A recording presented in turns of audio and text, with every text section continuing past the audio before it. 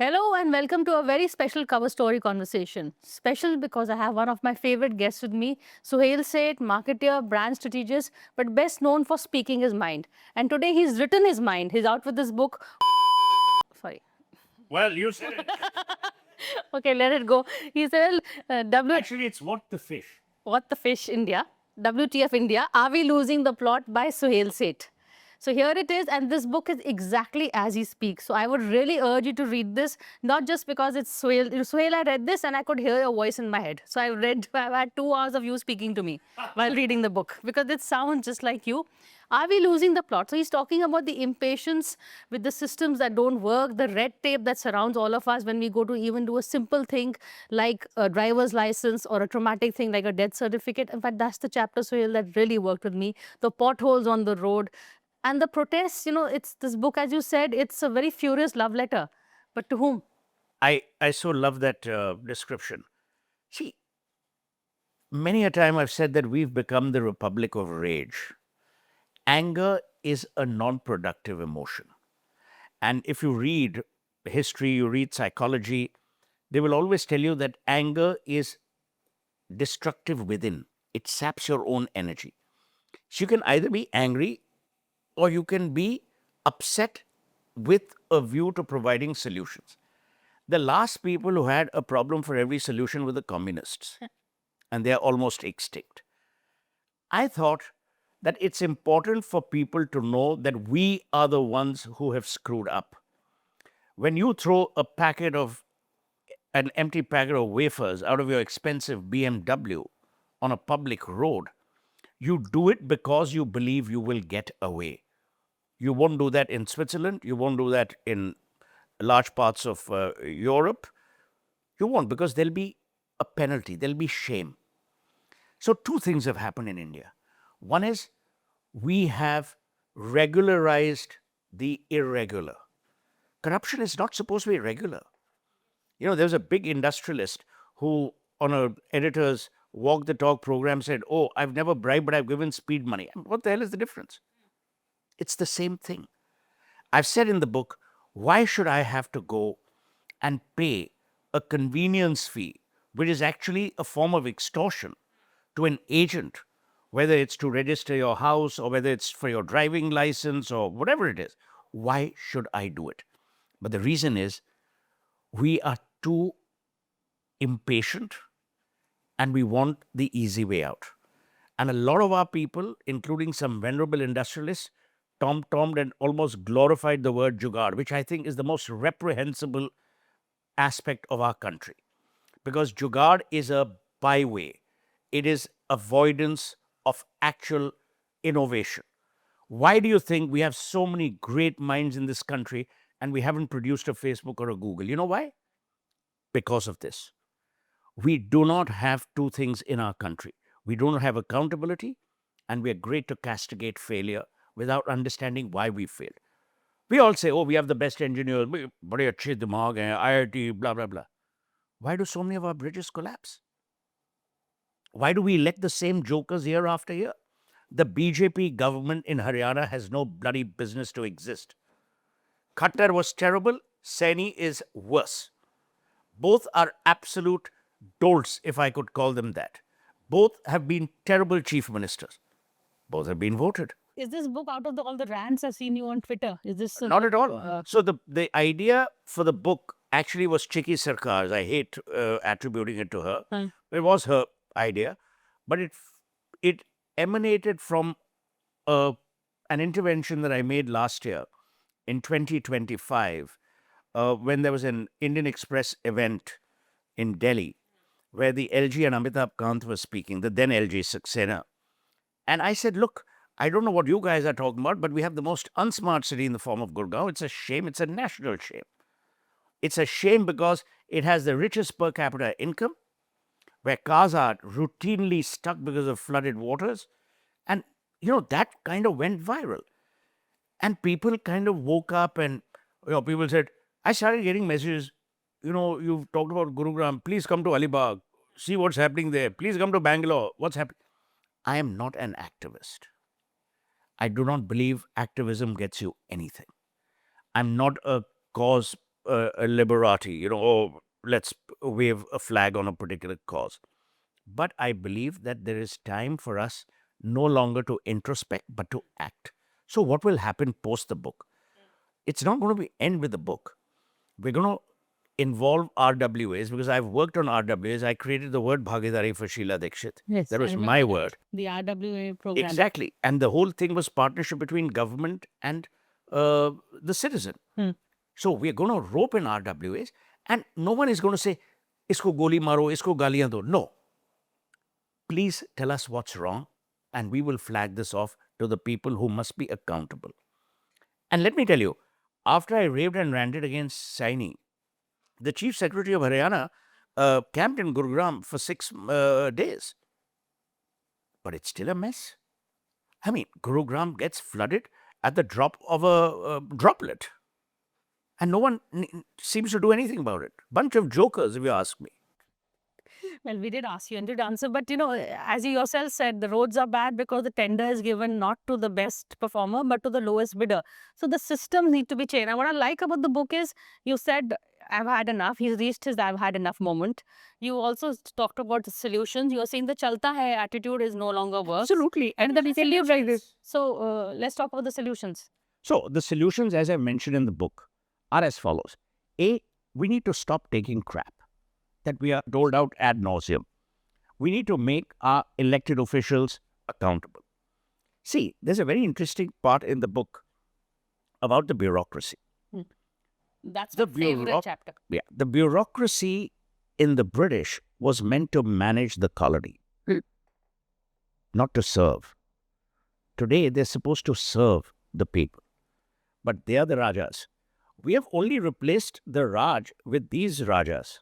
Correct. It's not as if we've absolutely overhauled the system of governance. And I've done enough citizen work.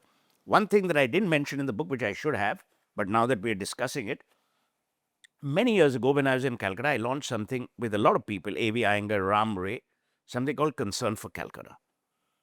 Concern for Calcutta, we took one ward called Ward 63, which is the ward of Park Street.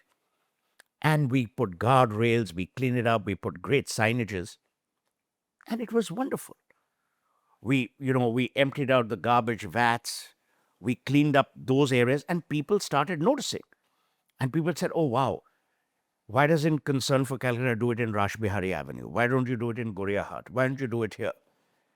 A movement will only be successful if a movement sees results from, of, and by the people. Movements cannot be quasi. There's no such thing as partial pregnancy. So you can't start a movement and then hope for other people to carry it. There's no other people. We have to do it. So the book exhorts people to take charge and responsibility for their own life, because our lives are miserable. It'll take you 3 hours to come from Gurgaon to Delhi, a 23-kilometer way.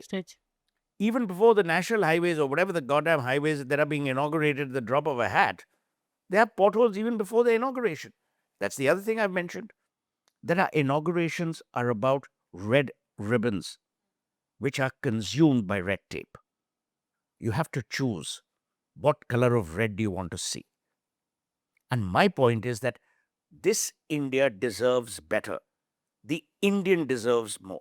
I was saying this at a lecture I gave in America about 3 months ago. And we were discussing civilizations. We were discussing legacies. On the 4th of July, 2026, America turned 250. We, Priya, are a civilizational legacy. We have a lot of history. We have a lot of sanskar. We have Sanskriti. We have our Shastras. We have so much to fall back on. We have eliminated everything at the altar of avarice and greed. Why? Because knowledge and accountability have vanished from our ecosystem. So is there despite all the grey hair, there's a Gen Z inside you, I think, because you are talking exactly what I just heard with the protesters outside. But that's what I said. There's no such thing as Gen Z. Everyone is either Gen human or Gen idiots. We've been surrounded by Gen idiots. That's the problem. I was asked by someone, are you Gen Z? I said, I don't know. What will your daughter be when she grows up? I said, by then you would have run out of all the alphabets. That's true. Well, I really don't know. And in that lecture, I ended by saying every country has poverty. What I'm amazed about the changes that we haven't been able to make in India is the impoverishment of opportunities. Let me tell you, everyone deserves a great school. Everyone deserves primary health care. 72% of India's schools do not have functional teachers. We pay our teachers a pittance. We pay them an absolute pittance. More teachers make money from tuitions. And today, stupid parents are bragging. "Bhai, मेरे बेटी के लिए तो 3 tutor हैं." In our time, tuitions were a badge of shame. Today, they're a badge of honor. Because it talks about affordability, not your child's, intellectual vacuousness. But that's how, see how we're judging people? There's no debate. Disagreement is being disagreeable. There's no context because there's no knowledge. Knowledge creates context setting. Look at the poor. Try filing an FIR. You'll never be able to file an FIR. And I've said that in the book. The cop will tell you, come back tomorrow. I will discuss with my senior. But one phone call, everything gets sorted. Why should I make a goddamn phone call in a country where I pay my bloody taxes? Why? Now people say, oh, ये तो बोलने के लिए बोल रहा है. तो भाई सर आप भी बोलो ना. But people are scared. I got so many calls. Oh, aren't you worried? They'll get you bumped off, blah, blah, blah. I said, boss, I travel so much, even I don't know where I'm going. So how the hell will, anyone else know? And half the jokers, as I've said in the book, who have, PSOs and security guards, you actually wonder where the VIP is because you don't know who he is. Yeah. But that's the country we've become. We've lost our moorings from a civilizational legacy point of view. And we are fighting over surface crumbs. कि ओ ये क्या है, वो क्या पहन रहा है, ये क्या कर रहा है, वो क्या कर रहा है. Then you have the film industry. Then you have, the decline in knowledge. Let me ask you one thing, Priya. I judge a country by two things: the museums it has and the libraries it hosts. What is our state? Our cultural department, ministry, is a bunch of jokers. I've said that repeatedly. I mean, we had a pavilion in the Venice Biennale this year after 9 Biennales. And I'm taking credit for that because I wrote a stinker of a piece. And there I have to salute the Prime Minister and his office. When the last time I wrote, they swung into action, it happened. But why do we have to ask for what should be truthfully ours? Why must you put your hands into the jaws of a toothless lion, hoping to extract what should rightfully be yours? Why? This is the question that the book asks, but it also provides answers. So create WhatsApp groups rather than send stupid messages and, bhajans and, Forwards. stupid forwards. Talk about what's happening in your society. Praise people who are doing good work. We are not Shakespeare. Shakespeare and Julius Caesar says, the good is oft interred with the bones, the evil lives long after. I'm saying celebrate the good of this country. The Tukaram Mundes must be celebrated. But we don't. We want the easy way out because we are living from real to real, not from reality to realism. This is a country that has become a real-driven country, not a reality-driven country. And that's the problem. But the good part of the reels is at least they got noticed. I mean, I'm talking about the youth protest. See, on the youth protest, I'll say this very clearly. And I have a very clinical view where a lot of people are, I'm too lazy and too worried about crowds to, go there and raise some flag and all, because it's not my style. I think there are absolute every reason to protest. Do I agree with the language they used? No. Personally, no. But I would not use that for elders. No. See, the F word, I'm not saying, oh, what the, Priya. The point I'm making is that all of us abuse in our daily lives. I mean, in Punjab, you won't get a dish of food if you don't abuse. If you don't call your nephew with a BC or something before that, he'll think you're upset with him. abuse is not the issue. It is the indecorous way of conducting yourselves. And I think the protest was absolutely fine. I have no issues with that. I have actually no issues with even the abuse. वो उनकी problem है. But they're not my children. It is between their parents, them, and their peer group.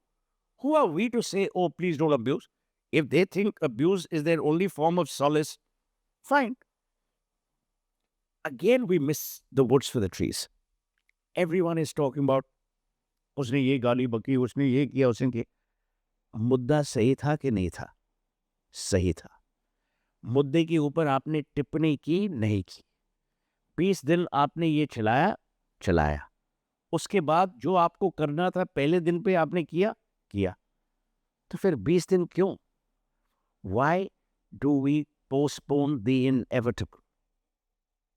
And let me tell you, and I'm not, I hate all political parties. Pradhan had to go.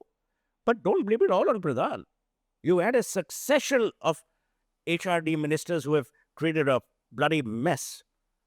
Nurul Hassan was a communist to the core. I loved him because he was also governor of West Bengal. He was also chancellor of JNU, vice chancellor of JNU. He buggered the entire education system. Your history books got changed. Then you had even Dr. Murli Manor Joshi who said, oh, be kind to the students. What did you do when you were HRD minister? Who were you kind to? Kapil Sibal, right to education, damn good. Kapil is one of the most erudite, decent people that we have in this country. But even he couldn't change the system beyond a point. We'll get Arjun Singh before him, or another. And, I mean, he's dead. Thank God. I mean, thank God he's dead. How should I phrase it? Oh my God, is he dead? On that note, stay with us. It's only going to get more interesting. In fact, I'm going to now ask, after the break, I'm going to ask Suhel as to, he is also a brand strategist. So what advice would he give the youth protesters? They got what they wanted. But what next? Because I don't think they know, as you said, you've protested, you've made your point, but there's also a solution. So what is that solution? That's something I'm going to be asking Suhel. So stay with us.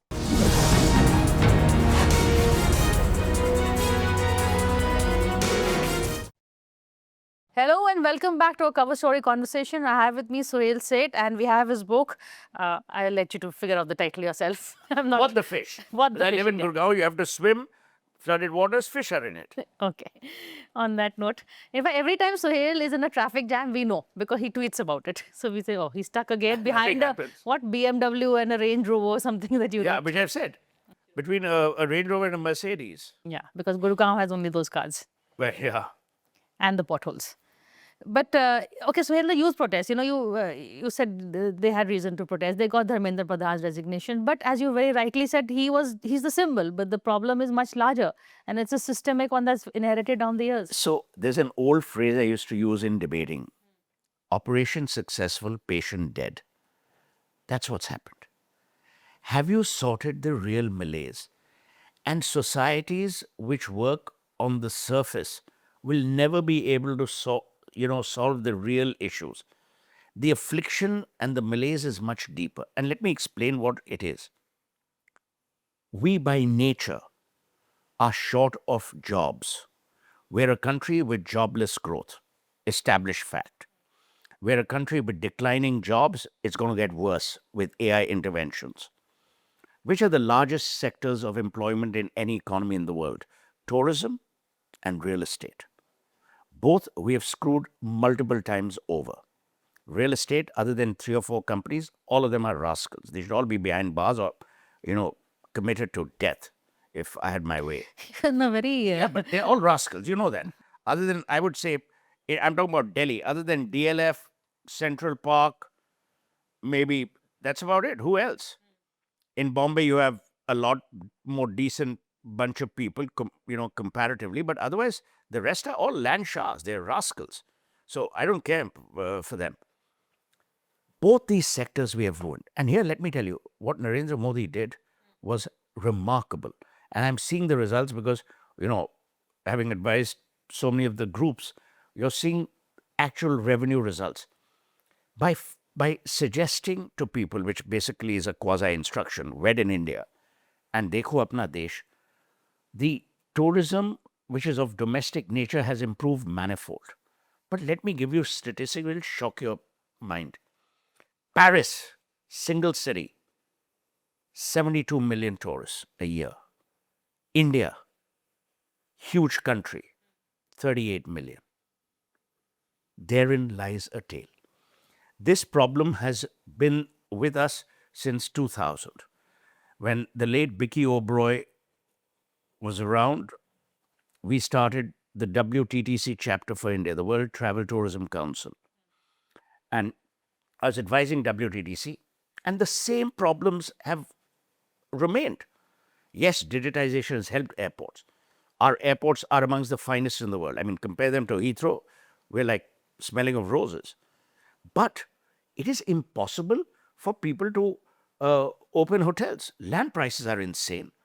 You need a ridiculous number of licenses. Do you know the stupidity, including of Rekha Gupta and her government? And I don't blame it on Rekha Gupta. Actually, it's from 1871 when Queen Victoria was in power. You cannot have a cooking apparatus on a terrace if you're a restaurant. So you want to open a Japanese restaurant and you want to serve people who are sitting on the terrace, you can't. Why? It's a fire hazard. God's sake, I mean, a guy will self-immolate inside. That's not a fire hazard. But this is a fire hazard. You can't put a goddamn tandoor outside. We have stupid laws.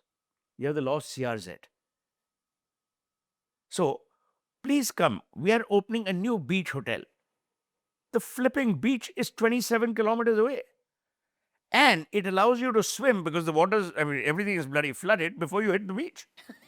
So, I mean, we are a comedy of errors. Keystone Cops? I mean, we are the guys who invented humor. So you tell me, if I have a 7,200 kilometer coastline, do you know I have not a single marina? Not one marina. Your waterway tourism is dead. I have done a note for Pramod Sawant, who, by the way, is, to my mind, doing a good job in Goa, saying, open Goa's waterways to tourism. If Kerala could do it so brilliantly, why can't Goa? Why the hell do I have to come by car from, Dabolim to Panaji when I could easily cut across the harbor? Now they're examining. The other problem in India is we take so bloody long to examine things, by which time either people are dead or just tired. Yeah, you said committees outlive the problem. Exactly. And by the way, there are no statues of committees in any parks, only of individuals. In this country, we only want a committee. But why do we have committees? So that the blame goes on एक people. फिर एक बंदा नहीं फंसता जी, 8 ही फंसेंगे. हाँ. I mean, you're not selling chole bhature for God's sake. It comes back to your first point, accountability. Nobody wants to take... Zero. Courts of law. Who's the biggest litigant? 73% of all litigation is by the government of India. These guys say arbitration honi chahiye, mediation honi chahiye. Divorce case. Currently, a very famous, not divorce, a will case is being mediated by the former Chief Justice of India. Justice Chandrachud is mediating in the Priya Kapoor, Sanjay Kapoor will case. That tells you of our judicial priorities. The Supreme Court was supposed to be a court of precedence. It has now become a court of granting bail. It tells you how terrible the system below has collapsed. So you tell me, Priya, since you know all these Johnnies, what do they feel? They have no clue. They are also living from one parliamentary session to the other on our goddamn money, subsidized to hell. Why should I pay for someone's samosa who has a pea-sized brain and that pea is not even in the samosa? That's a nice one. Before you go on, as you said, it's not a polite book and Suhel is not a polite man. So Not he at all. calls it as it is. So this is one reason why I enjoy our conversations actually. So now at the end of the day, there is red tape. There is, you also talk very nice thing about the civic sense that is missing. You say you There's teach zero. us history, you teach us dates, but you don't teach us civic sense. None. And civic sense, acha, I thought on August the 15th, 2014, from the ramparts of Red Fort, when Narendra Modi talked about Swachh Bharat, I was delighted. So I said, there will be a government mandate, and the government will also. But why will you blame Modi? On November 8th, 2016, when demonetization happened, we all said, oh, black money, black money. It's back. Of course. Would you blame the Prime Minister? It's us. We are the system. Who's paying money to the swine who is stealing neat papers or whatever those papers are? One of us. So we are the system. But it is very easy for us to point a finger saying, oh, it's not me, it's that chap. But we are the ones, which is why the book says that as long as you vote for people on grounds of ethnicity, caste, creed, religion, and not on the basis of their credible performance, you will get the government you deserve. You know, Churchill famously said that democracy is the worst form of government, but the only one we have. And you tell me, of what use is democracy? Democracy's underlying principle, I'm not even referring to the Lincolnian principle or the Gettysburg Address, the underlying principle, equality and justice for all. Where is it? You read Amartya Sen's book, An Idea of Justice. Even in our Shastras, we have justified war as dharamyuk. Arjuna asks Krishna that you are directing me towards war. In the wake of war, there'll be offals, there'll be destruction, there'll be this. What is Krishna's reply? Ye dharam yudh hai. Chalo bhai, dharam yudh kar lo. So, either you analyze things from the prism of clinical logic, or you allow things to slide. And we have allowed things to slide because we have things to hide. So people say, "Arey yaar, panga le liya na, raid ho rahegi." So let's all keep quiet. Then no one has the business of raising a single finger against the powers that be. And remember that old saying, the silence of complicity is worse than anything that you can imagine. Which is why this book, he's speaking, and I think a lot of people are going to watch out now. No, I'm just saying. See, I have no issues with Mr. Saini. I've never met the man, never will. I have no issues with Mr. Khattar. I remember during COVID, and I will say this to his credit, ML Khattar called me. But I raised a huge issue about, it was almost as if we were imprisoned. And he says, I will send a DC, that time, an outstanding guy, Amit Khatri, to meet you, because, I couldn't step out. I didn't have a pass or any such thing. Outstanding officer, Amit Khatri, IAS officer. And we spoke. I gave him certain things. I said, this is how you need to communicate with the citizen. This is how you need to, even your pass system. People have medical emergencies. My mother was undergoing cancer treatment. So we needed proper forms that are downloadable, which I've mentioned. They will tell you, please download Form 7B. Website hi nahi chalti bhai. Download kya karoge? So I'm saying, why do we create obstacles for a citizen when we needn't and when we don't need to? To flaunt your power, I guess. But, I've always said, and Tagore refers to this, Rabindranath Tagore, less people think I'm talking about Sharmila Tagore, who I have a lot of regard for. But Rabindranath Tagore says in his very famous short story called Gora, he says, ultimately, power is not about what you exude, but it's about the aura. And when you tell people I'm powerful, then you're the least powerful. It's almost, again, like Shakespeare. When you told Caesar he couldn't be flattered, he was most flattered. So anyone tells you, oh, I'm very powerful. Like I mentioned, Suresh Kalmadi. I mean, he's a good man. You don't know who I am, huh? Yeah. Do you know who I am? But if you don't know what your parentage is, how will that poor chap know? So this is the reality of our country. I mean, there are more anecdotes like this in the book. We could go on, but we're out of time. But I would really urge everyone to read this book because it resonates. It's a conversation that needs to be had. And I'm so glad, Suhel. And it's about us. And it's about us. And what we can do. What I like is he's not just pointing out what's wrong. Are we losing the plot? But how can we regain it and build a country that we love on it? A country that we love and a country that deserves the best. We are not a failed country. We are not Pakistan. We are a country that deserves the best because we have some of the brightest people. Why are we making it difficult for a great country to decline from great to average when we can be from great to the greatest. I give the last word to Suhel Seth. Thank you so much. Thank you.